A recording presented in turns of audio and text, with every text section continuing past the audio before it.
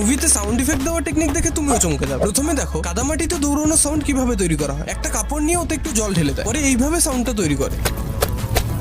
এবার দেখো হিরো যখন আঙুল চটকায় তখন এর সাউন্ড কিভাবে তৈরি করা হয়। এইভাবে সবজি ভেঙে তৈরি করা হয়। দেখো ছোটবেলার প্রিয় কার্টুন টম এন্ড জেরিতে কিভাবে সাউন্ড ইফেক্ট দেওয়া হচ্ছে, আর এর রিয়েল সাউন্ডও কিছুটা এইভাবেই তৈরি করা হয়।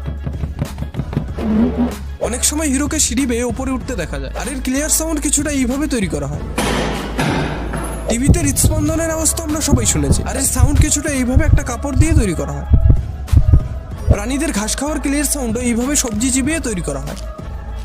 অনেক সিনেমাতেই আমরা ঘোড়া দেখতে পাই, আর এর দৌড়ানোর আওয়াজ এইভাবে তৈরি করা হয়, যা অদ্ভুত দেখতে হলেও এইভাবেই করা হয়। বাকি তুমি কিসের সাউন্ড বানাতে পারবে?